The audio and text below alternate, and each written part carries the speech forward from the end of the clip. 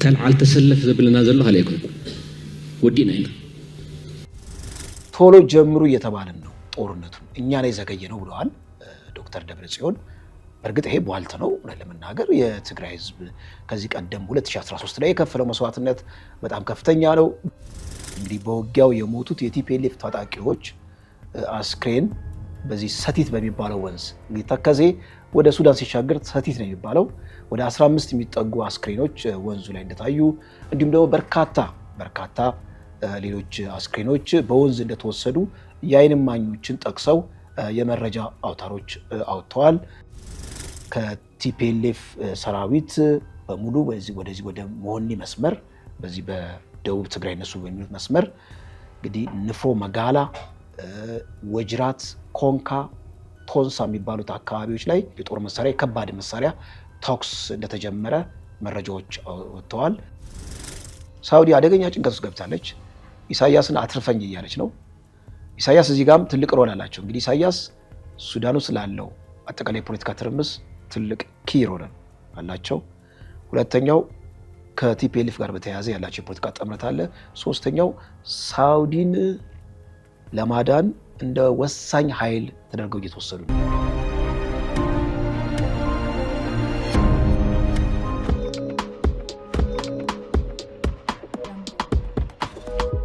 ሰላም ጤና ይስጥልኝ ውድ ተመልካቾቻችን፣ ልዩ የትንታኔ ዝግጅታችን ጀምረናል። እንደተለመደው ቻናላችንን ላይክ እና ሰብስክራይብ እያደረጋችሁ አብራችሁ እንድትቆዩ ከወዲሁ እንጠይቃችኋለን። እጄ ላይ እንግዲህ በርከት ያሉ መረጃዎች አሉ ከአገር ውስጥ እንዲሁም ቀጠናዊና ብሎም ዓለም አቀፋዊ ትኩረትን የሳቡ አጀንዳዎች፣ ትኩስ አጀንዳዎች አሉ። እያንዳንዱን አንድ ባንድ ወደ እናንተ አደርሳለሁ። እንግዲህ በቅድሚያ ያው ከሰሞኑ በጣም መነጋገር የሆነው የዚህ የሸረሪና ግጭት ነበረ። ሸረሪና ላይ እንደሚታወቀው በጣም መጠነ ሰፊ የሆነ ግጭት ተከስቶ ነበረ። ከግጭቱ በኋላ ብዙ መረጃዎች አነጋጋሪ መረጃዎችን እያወጡ ነው። ከሁሉም በላይ ትኩረትን የሚስበው የቲፒኤልኤፍ ታጣቂዎች እንግዲህ በውጊያው የሞቱት የቲፒኤልኤፍ ታጣቂዎች አስክሬን በዚህ ሰቲት በሚባለው ወንዝ እንግዲህ ተከዜ ወደ ሱዳን ሲሻገር ሰቲት ነው የሚባለው ወደ 15 የሚጠጉ አስክሬኖች ወንዙ ላይ እንደታዩ እንዲሁም ደግሞ በርካታ ሌሎች አስክሬኖች በወንዝ እንደተወሰዱ የዓይን እማኞችን ጠቅሰው የመረጃ አውታሮች አውጥተዋል። በእርግጥ ሸረሪና ላይ የተከሰተው ግጭት ከምን አንጻር ነው የሚለው ነገር በብዙ ማዕቀፍ ሲተነተን ነበረ። በእርግጥ ቲፒኤልኤፍ ላሰበው ግራንድ ለሆነው ኮንፍሊክት ከዛ ኮንፍሊክት አንጻር ከዛ አውድ ነው መታየት ያለበት የሚለው ነገር መሞገት አለበት። በእርግጥ አሁን እዚህ ሸረሪና አካባቢ ወደ 6 ዓመት የሚጠጋው የመሳሪያ ዴፖ የቲፒኤልኤፍ ዴፖ እንግዲህ እዛ አካባቢ በተማረኩ ወታደሮች አማካኝነት ያ ዴፖ ሁሉ ገቢ እንደሆነ በርካታ የሞርተር እንዲሁም ሮኬቶች፣ አጫጭር ሮኬቶች እነዚህ ሁሉ ገቢ እንደሆኑ መረጃዎች ወጥተዋል። ቲፒኤልኤፍ እንግዲህ በዚህ በሸረሪና አካባቢ የተከሰተው ግጭት ከምን አንጻር መታየት ያለበት የሚለው ነገር አንድ ሁለት ነገር ማንሳት እንችላለን። የሸረሪና ግጭት ቲፒኤልኤፍ ካሰበው በጣም መጠነ ሰፊ ከሆነው ጦርነት ከፌዴራል መንግስቱ ጋር ካሰበው ጦርነት አንጻር መታየት የለበትም። ምክንያቱም ሸረሪና ላይ የተከሰተው ግጭት ግራንድ ከሆነው ከፌዴራል መንግስቱ ጋር ከነበረው ግጭት ጋር መያያዝ ካለበት ልክ ሸረሪናን ተከትሎ መጠነ ሰፊ የሆኑ ጦርነቶችን ማስተዋል ነበረብን። ሸረሪናው ልክ እንደ ኦፕሬሽን ነው። ለቅጽበት በአንድ ቀን በተካሄደ ጦርነት ያለቀ ነው። ስለዚህ ሸረሪና ላይ የነበረው ግጭት ከምን አንጻር ነው የመጣው? እዚህ ጂኦፖለቲካሊ ከተፈጠረው ቀውስ አንጻር የተወለደ ግጭት ነው። ሱዳን ውስጥ በአርኤስኤፍ እና በአልቡርሃን መካከል ያለው ጦርነት ገፍቶ ወደ ኢትዮጵያ ድንበር ተጠግቶ ነበረ። ይሄ ወደ ኢትዮጵያ ድንበር የተጠጋው ጦርነት እንግዲህ መጠነ ሰፊ የሆነ ግጭትን እንደሚወልድ የተለያዩ ተንታኞችም ሲተነብዩ ነበረ እና እዛ ውስጥ ተሳታፊ የነበረው አርሚ 7 ወደ ሸረሪና አካባቢ እንግዲህ ካምፕ እንዳለ ይታወቃል። ስለዚህ ፕሮአክቲቭ በሆነ መልኩ የኢትዮጵያ መከላከያ ሰራዊት ጥቃት እንደከፈተና እዛ አካባቢ ያሉት የቲፒኤልኤፍ ኃይሎችም ከፍተኛ ጉዳት እንዳስተናገዱ ነው እንግዲህ መረጃዎች የሚያሳዩት። አርሚ 7 የቲፒኤልኤፍ ትልቁ ፕሮጀክት ከብልጽግና መንግስት ጋር ወይም ደግሞ ከመከላከያ ሰራዊት ጋር የሚያደርገው ግጭትን ልክ ለትልቁ ግጭት አካል ተደርጎ መወሰድ የለበትም። አርሚ ሰባ መርሰነሪ ነው፣ ቅጥረኛ ነው። በዋነኛነት ጭንቅላቱም አጠቃላይ አእምሮውም የሚዘወረው በአልቡርሃን ነው። ስለዚህ ይህ ቅጥረኛ አርሚ ሰባ ሰራዊት የቲፒኤልኤፍን የኦፕሬሽን አካል ተደርጎ መወሰድ የለበትም። ይህም ማሳያው ሸሬራ ላይ ከተከሰተው ጦርነት በኋላ የቲፒኤልኤፍን አጠቃላይ ጦርነት ሊያሳይ የሚችል ኮንቲኒስ የሆነ ግጭት አልተመለከትም የሚል ነገር ነው። በእርግጥ እንግዲህ የተመለከትናቸው መረጃዎች በሱ ላይ የተመለከትናቸው መረጃዎች እንደሚያሳዩት ከሆነ መጠነ ሰፊ የሆኑ ጉዳቶች እንደደረሱ ተመልክተናል። እዚሁ ከትግራይ ሳንወጣ ዶክተር ደብረጽዮን አርቲስቶችን ሰብስበው ጦርነቱን ለማካሄድ የሚያስፈልገውን አጠቃላይ ቅድመ ዝግጅት እሱን በተመለከተ ማብራሪያ ለመስጠት እንግዲህ ሰፊ የሆነ ዝግጅት ለማድረግ አርቲስቶችን ሰብስበው ነበረ እና ለአርቲስቶች ያደረሱት መልእክት ምንድን ነው? ቶሎ ጀምሩ እየተባልን ነው ጦርነቱን፣ እኛ ላይ ዘገየ ነው ብለዋል ዶክተር ደብረጽዮን። በእርግጥ ይሄ ቧልት ነው ለመናገር። የትግራይ ህዝብ ከዚህ ቀደም 2013 ላይ የከፈለው መስዋዕትነት በጣም ከፍተኛ ነው። ብዙ አካል ጉዳተኛ እንደሆነ ይታወቃል።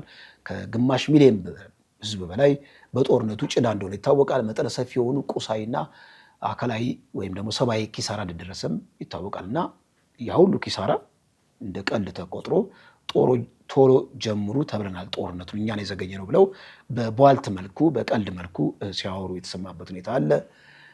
ይህንኑ ተያይዞ እንግዲህ የቲፒኤልኤፍ የጦርነት ሂደት እለት በእለት እድገት እያሳየ ነው።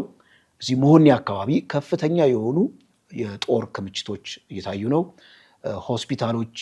አብዛኛውን ሆስፒታሎች ታጥፈው ለቲፒኤልኤፍ ጦር ሰራዊት ዓላማ እንዲውሉ እንዳለ እየተቀያየሩ ነው። እንዲሁም አጠቃላይ እነዚህ አምቡላንሶች፣ ለሕክምና አገልግሎት የሚያገለግሉ ተሽከርካሪዎችን በሙሉ ለቲፒኤልኤፍ ሰራዊት አጠቃላይ ይሄ ምንድነው ሎጂስቲክ ማንቀሳቀሻ ተደርገው እየተወሰዱ ነው። ምክንያቱም ለድሮን ጥቃት ኢላማ እንዳይሆኑ አምቡላንስን በዋነኛነት ለመጠቀም እንዳቀዱ መረጃዎች ወጥተዋልና መሆኒ አካባቢ ከፍተኛ ሩጫ እንዳለ ተሰምቷል።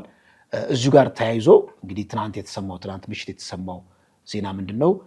ከቲፒኤልኤፍ ሰራዊት በሙሉ ወደ መሆኒ መስመር በዚህ በደቡብ ትግራይ እነሱ በሚሉት መስመር እንግዲህ ንፍሮ መጋላ፣ ወጅራት፣ ኮንካ፣ ቶንሳ የሚባሉት አካባቢዎች ላይ ከፍተኛ የሆኑ የጦር መሳሪያ የከባድ መሳሪያ ተኩስ እንደተጀመረ መረጃዎች ወጥተዋል።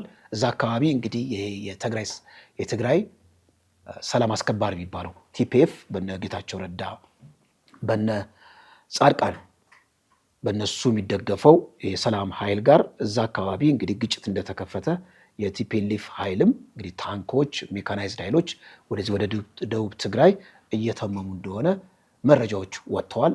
ትናንትናም ተኩስ እንደተጀመረ ከዛ የወጣ መረጃ ያሳያል ማለት ነው።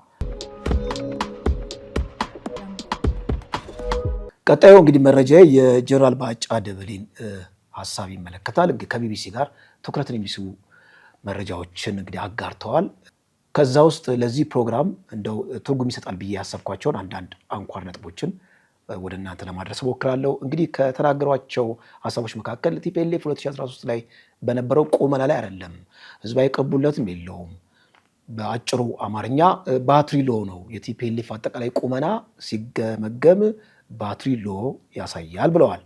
እስቲ በሁለት ማዕቀፍ እንመልከተው ቲፒኤልኤፍን።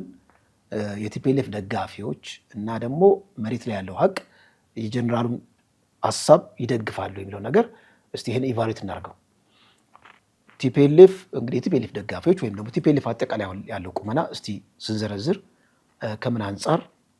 አንደኛ ቲፒኤልኤፍ ደጋፊዎች አሁን ካለው አጠቃላይ የፖለቲካ አሳለፍ ለራሳቸው ልክ እንደ አድቫንቴጅ የሚቆጥሩት በፕሪቶሪያ ስምምነት መሰረት እኛን ተጣምረው ሲወጉን የነበሩት ኃይሎች እርስ በርስ ጠላት ሆነዋል ይላሉ። ያ ማለት ምንድን ነው? የፌዴራል መንግስቱ ቲፒኤልኤፍን በሚወጋበት ጊዜ የአማራ ክልል ያለው የፋኖ ኃይል እንዲሁም ደግሞ ኤርትራ መንግስት የፌዴራል መንግስቱ አጋር ነበሩ። አሁን ግን ሁለቱም ኃይሎች የፌዴራል መንግስቱ ጠላት ናቸው። ስለዚህ በዚህ ረገድ ጥንካሬ ያለን ይላሉ ከ2013 ሲነጻጸር። ሁለተኛ ቲፒኤልኤፍ በዛ ጊዜ ድሮን አልነበረንም፣ ጸረ ድሮን አልነበረንም። አሁን ግን ጂኦፖለቲካሊ በተፈጠረው ቀውስ አማካኝነት ባገኘነው ሲሳይ መሰረት አሁን በቂ የሆነ ድሮንና ጸረ ድሮን አለን ብለው የቲፒኤልኤፍ ደጋፊዎች እንግዲህ ደረታቸውን ነፍተው ሲናገሩ ተመልክተናል ማለት ነው። ምንም እንኳን ይሄ ጸረ ድሮን የሚለው ነገር በደንብ ውጊያ ላይ ውሎ በግልጽ ባንመለከተውም ለፖለቲካል ሬቶሪክ ይሁን ለፕሮፓጋንዳ ይሁን እሱ በደንብ መመርመር ያለበት ሁኔታ ነው። ይህን ሁለተኛ አስቀምጠዋል። ሶስተኛ ቲፒኤልኤፍ የሚለው ምንድን ነው? እዚህ ወደ አማራ ክልል በምንገባበት ጊዜ በፊት እንግዲህ የአማራ ክልል ያለው የልዩ ኃይል ሌሎች አደረጃጀቶች እንግዲህ ቲፒኤልኤፍን ወቅተዋል። አሁን ምናልባት አጋር ሆነው የፌዴራል መንግስትን ለመውጋት ትልቅ ኃይል ይሆናል ብለው ያስቀምጣሉ ማለት ነው። እነዚህ ሶስቱ የቲፒኤልኤፍ መከራከሪያ ነጥቦች ናቸው። ደጋፊዎች ኦኬ፣ መሬት ላይ ያለውን ነገር ደግሞ ኢቫሉዌት እናድርገው። አንደኛ ቲፒኤልኤፍ ምን ብሏል? የኤርትራ መንግስትም ሆነ የፋኖ የአራት ኪሎ ጠላት ሲሆኑ የጠላቴ ጠላት ወዳጄ ናቸው፣ በመሆኑም ተጨማሪ ኃይል አለኝ ብለው አስቀምጠዋል። ኦኬ፣ ይሄን ነገር በደንብ መበተን አለበት። የኤርትራ መንግስት ሻዕቢያ ቲፒኤልኤፍን ከብልጽግና ባልተናነሰ ነው የሚፈረጀው። ማለት ብልጽግናን በጠላትነት እንደሚፈረጀው ሁሉ ሻዕቢያ ቲፒኤልኤፍንም በጠላትነት ከመፈረጅ ወደኋላ አይልም። ነገር ግን ለስልታዊ አሁን ለፈለገው ዓላማ ብቻ ነው ቲፒኤልኤፍን እየቀረበው ያለው ማለት ነው። እና በማንኛውም ሰዓት ቲፒኤልኤፍ ቀና ብሎ ጠንካራ የፖለቲካ ኃይል ብሎ ወደፊት እንዲገፋ አይፈልግም። በተወሰነ ደረጃ ማኔጀብል በሆነ መልኩ በሻዕቢያ ኮንትሮልድ የሆነ የፖለቲካ ሬዚስታንስ እንዲኖር የሚፈልገው እና የቲፒኤልኤፍ ካልኩሌሽን በዚህ ረገድ አይ ቲንክ ብዙ መሞገት የሚገባው ነው ማለት ነው። እንደ ትልቅ ጥንካሬ የሚወሰድ ሳይሆን የሻዕቢያ ዋነኛ ኢንስትሩመንት ወይም ለሻዕቢያ ፓፔት የመሆን ደረጃ ላይ ከፍ ያለ ደረጃ ላይ ነው እንጂ ወይም ምንድነው ለሻዕቢያ ፓፔት የመሆን የፖለቲካ ስታተስ ነው እንጂ ያለው አራት ኪሎን ለመምታት የሚያስችል ተጨማሪ አቅም ቁመና እንዳለው ሊቆጠር የማይችል ነው። አንደኛ ነው። ሁለተኛው አማራ ክልል ካለው የፋኖ ኃይል ጋር ያለውን ጥምረትም እንደ ጥንካሬ ሲወስዱት እንመለከታለን የቲፒኤልኤፍ ደጋፊዎች። ነገር ግን አማራ ክልል ካለው የፋኖ አደረጃጀት ጋር ቲፒኤልኤፍ ያለው ጥምረት ምንድነው? ይሄ ቬግ ነው ማለት እስካሁን ግልጽ የሆነ ነገር የለም። አንዳንድ የፖለቲካ አመራሮች ወጥተው አይ ከማንኛውም ኃይል ጋር ጥምረት እንፈጥራለን ከማለት ባሻገር ቃል በቃል ከቲፒኤልኤፍ ጋር በደንብ መሬት የረገጠ ስትራቴጂክ ወይም ታክቲካል የሆነ አሊያንስ ተፈጠረ የሚል በድርጅታዊ ቅርጽ ቁመና የተመለከተው ነገር የለም። አንድ ይሄ ነው። ሌላው የፋኖ አደረጃጀት ኤሊቶች ልክ ህወሓት እንደፈጠሩት ኤሊቶች የፈጠሩት አደረጃጀት አይደለም። ልክ በህዝብ ቀውስ በህዝብ አመፅ የተፈጠረ ስለሆነ በቀላሉ ኤሊቶች ሃይጃክ ላይ የሚያደርጉት አይነት አይደለም እና ቲፒኤልኤፍን ህወሓትን በተመለከተ አማራ ክልል ውስጥ ያለው የስነ ልቦና ውቅር በጣም የመረረ ጥላቻ አለ። ለቲፒኤልኤፍ ነው። ለትግራይ ህዝብና ቲፒኤልኤፍ ይለያያል። ቲፒኤልኤፎች እነሱ ላይ የመረረ ጥላቻ አለ ሲባል ለትግራይ ህዝብ አድርገው እንደሚለጥፉት አይደለም። ያው ቲፒኤልኤፍ በተመለከተ የአማራ ህዝብ አደገኛ የሆነ ቂም አለው።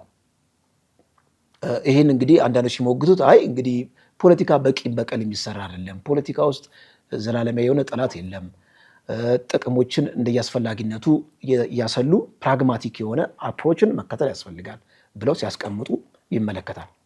በእርግጥ ይሄ ነገር በፖለቲካ ዲስኮርስ በዛ ማዕቀፍ ስንወስደው ፖለቲክስ ውስጥ በማንኛውም ሰዓት ነገሮች ሊለዋወጡ ይችላሉ፣ ፕራግማቲክ አቋም ሊያዝ ይችላል። ነገር ግን የቲፒኤልኤፍ ሃርድ ኮር የፖለቲካ ኤሊቶች ያላቸው ቁመና ያላቸው አጠቃላይ ኦሪንቴሽን እንደ ሃይማኖት ነው የያዙት፣ አይቀየርም። ስለዚህ በማይቀየርበት ስታተስ ቲፒኤልኤፍ ጋር የፖለቲካ አሊያንስ ክሬት ሲደረግ ልክ ቅድም ባስቀመጥኩት ከፍ ባለ የፖለቲካ አሊያንስ ማዕቀፍ ሊተነተን አይገባም ተብሎ ይቀመጣል ማለት ነው። እነዚህ ነገሮች ስንመለከት እንግዲህ የቲፒኤልኤፍ ደጋፊዎች እንደሚሉት ከ2013 የተለየ ጥንካሬ ቁመና አላቸው ብለን ደረታቸውን ገልብጠው ማውራት አይገባቸውም። እንደውም ዘሪቨርስ ብዙ ነገሮች አፕን አድርገዋል። ለምሳሌ ባልተለመደ መልኩ ትግራይ ውስጥ ኤሊቱ ተከፋፍሏል። በትግራይ ኮዝ ብዙ ጊዜ የትግራይ አጠቃላይ ኤሊቶች በአንድ ላይ ቆመው የትግራይን ግዛት ለመከላከል የትግራይን የፖለቲካ ኢንተረስት ለመከላከል ሲቆሙ እንመለከታለን። አሁን ግን ብዙ ኤሊቶች ተፈረካክሰዋል። ጌታቸውና ደብረ ጽዮን ለነፍስ የሚፈላለጉ ናቸው። ስታሊንና አሉላ በአክቲቪስት ደረጃ እርስ በርስ በነፍስ የሚፈላለጉ ናቸው። ሀራ መሬት የሚባለው የሰላም ኃይልና የቲፒኤልኤፍ ኃይል እርስ በርስ እነዚሁ ለመገዳደል የሚፈላለጉ ናቸው እና የትኛው አደረጃጀት በፖለቲካ አደረጃጀት በሚሊተሪ አደረጃጀት ቲፒኤልኤፍ በጣም የተከፋፈለ ነው እና የጀነራሉን ሀሳብ በተወሰነ ደረጃ ውሃ የሚያነሳ ያደርገዋል። የቲፒኤልኤፎችን መከራከሪያ ሀሳብም ብዙም እዚህ ግባ የሚያስፈል አይደለም ማለት ነው። ከዚህ አንጻር መገምገም አለበት። ወደሚቀጥለው መረጃዬ ከማለፌ በፊት ቻናሉን ላይክ እና ሰብስክራይብ ያደረጋችሁ አብራችሁ እንድትቆዩ ከወዲሁ ጠይቃችኋለሁ።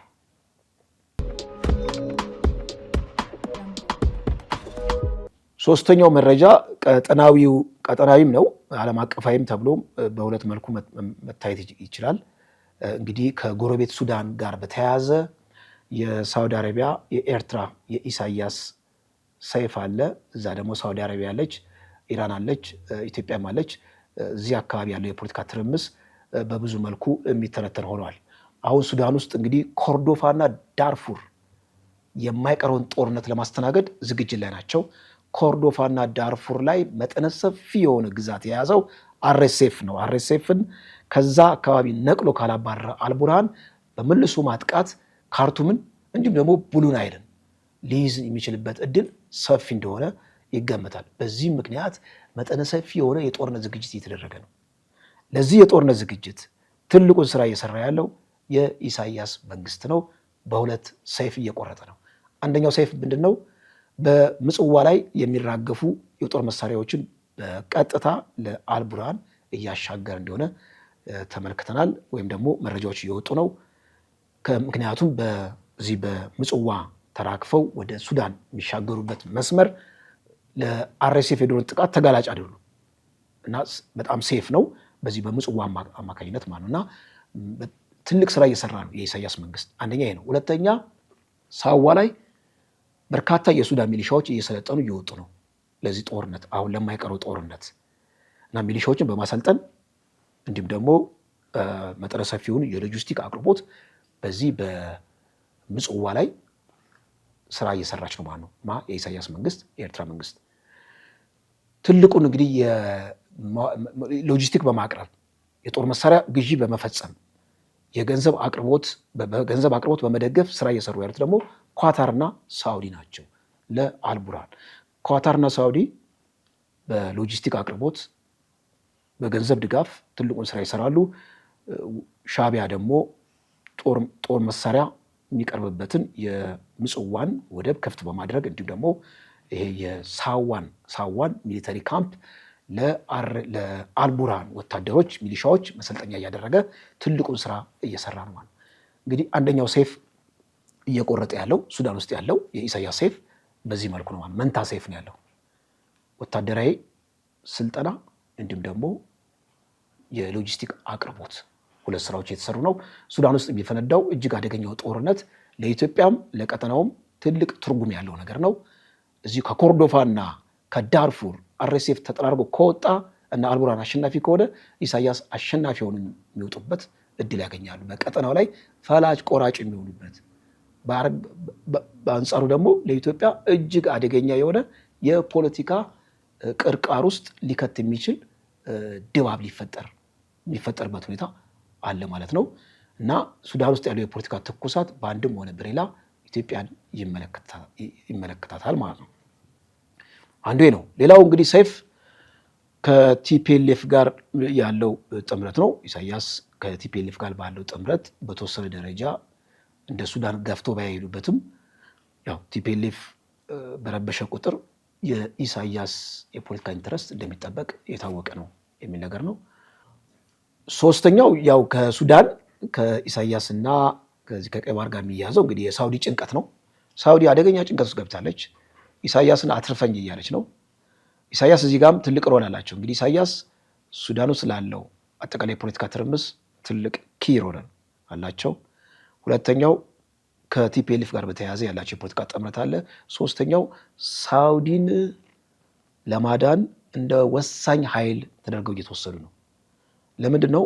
አሁን እንግዲህ ከዚህ ቀደም ሁቲ ቀይ ባህር አካባቢ ያለውን የመርከቦች ሲተላለፉ ሳይመርጥ ነበር የሚመታው። ሁሉንም የአሜሪካን ኃይልም የእስራኤልን ኃይልም ሁሉንም የምዕራብ ሀገራትን መርከቦችን ይመታ ነበር። በዚህም ምክንያት አሜሪካ የማያዳግም እርምጃ ወስዳበት የሁቲን አማጺ ከፍተኛ ውድመት እንዲደርስበት፣ ከፍተኛ ውድቀት እንዲደርስበት አድርጋለች።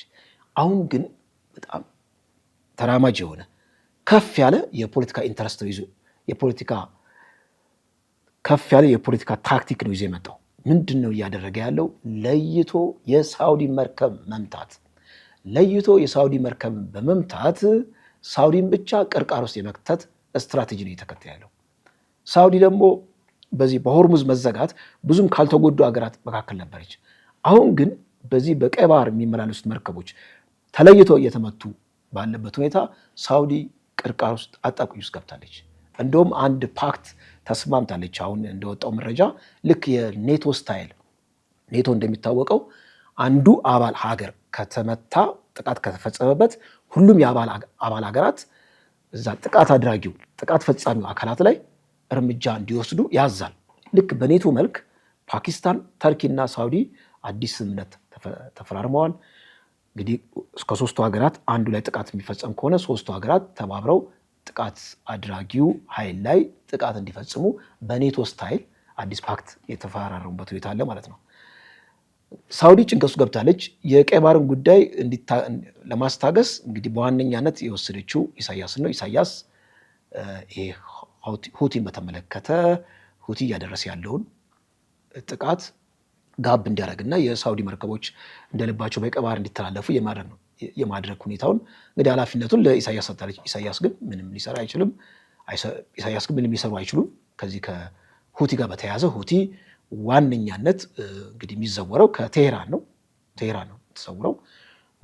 ማስተር ማይንዱ ቼዝ ቦርዱ ያለው አጠቃላይ የጂኦፖለቲካል ቼዝ ቦርዱን የምትጫወተው ቴሄራን ነች። ቴሄራን አሸናፊ የምትሆንበትን እዚህ አካባቢ ያለውን እንቅስቃሴ የምትዘውረው ቴሄራን ነች ማለት ነው። እና ኢሳያስ ፓፔት ናቸው፣ ምንም ሊሰሩ አይችሉም እዚህ አካባቢ። እና እንግዲህ ሶስተኛው ከሳውዲ ምልጃ የቀረበላቸው በዚህ መልኩ ነው። እና ኮርዶፋና ዳርፉር ላይ ለሚፈነዳው አዲስ አደገኛ ጦርነት ትልቅ ሮል አላቸው። ኢትዮጵያ ውስጥ ከወያኔ ጋር ላለው ግጭት ስቲል ኢሳያስ ከጀርባ አሉ። ሶስተኛው ደግሞ የሳውዲን ጭንቀት ለማስታገስ ተብለው ምንም እንኳን ማስታገስ የሚችሉበት አቅም ባይኖራቸውም ትልቅ ምልጃ እየቀረበላቸው ያለበት ሁኔታ ነው ያለው ማለት ነው። ወደ መውጫዬ አጀንዳዬ ከማለፌ በፊት ቻናሉን ላይክ እና ሰብስክራይብ እያደረጋችሁ አብራችሁ እንድትቆዩ ከወዲሁ ጠይቃችኋለሁ።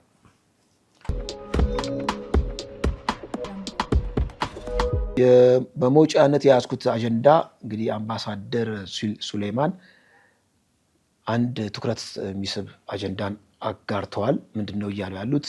የኤርትራ መንግስት በይፋ የኢትዮጵያ ሉዓላዊ ግዛትን ጥሶ ገብቷል። ስለዚህ ኢትዮጵያ እርምጃ ለመውሰድ ሌጋል ግራውንድ አግኝታለች ብለዋል። እስቲ ይህን እንበት ነው። ባለፈው የሻዕቢያ እንግዲህ አዛውንት የሆኑ የወታደራዊ ሹማምንት በዚህ በዛላንበሳ ጥሰው ሲገቡ አይተናል።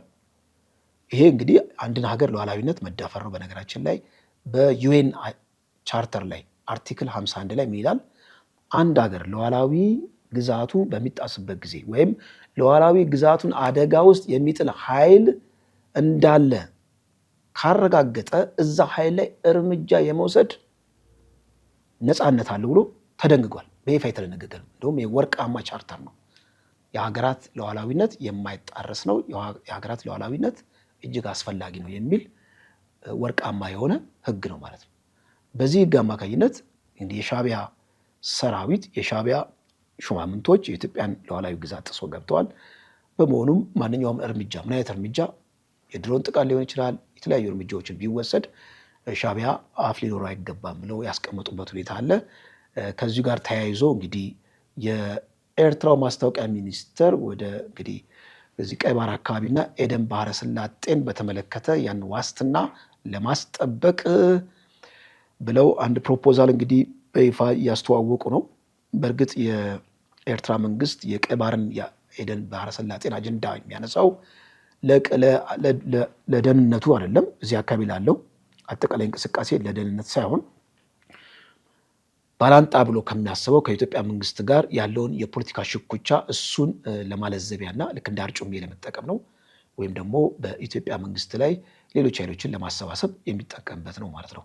ዞሮ ዞሮ ቅድም አምባሳደር ሱሌማን ያስቀመጡት በግልጽ ኢትዮጵያን የመውረር ወይም ደግሞ ኢትዮጵያን ሉዓላዊነት አደጋ ውስጥ የመክተት ሁኔታ ክሊር ኤንድ ዴንጀር ተብሎ ሊቀመጥ የሚችልና የኢትዮጵያ መንግስት ማንኛውንም እርምጃ ቢወስድ በዓለም አቀፉ ማህበረሰብ ዘንድ ቅቡልነት ሊኖረው እንደሚችል ከዩኤን ቻርተር አንቀጽ 51 አጣቅሶ የኢትዮጵያ መንግስት የትኛውንም እርምጃ ሊወስድ የሚችልበት ሁኔታ ክፍት ነው ተብሎ ተቀምጧል።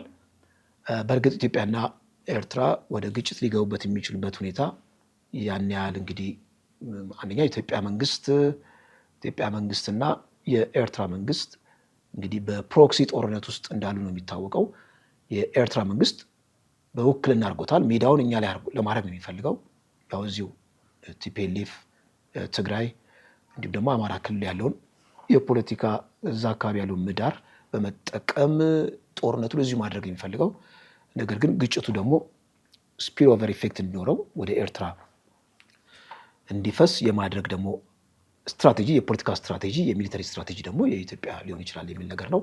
እዚህ ጋር ብዙ ኮንስፓይረሲዎችን ጎን ይቻላል። ዞሮ ዞሮ ግን በኢትዮጵያና በኤርትራ መካከል ያለው መወጣጠር ከዚህ አንጻር መመልከት ይኖርብናል የሚል ነገር ነው። ለዛሬ ያስኳቸው መረጃዎች እነዚህ ነበሩ። በሚቀጥለው ዝግጅት እስክንገናኝ ድረስ ቸር ቆዩ።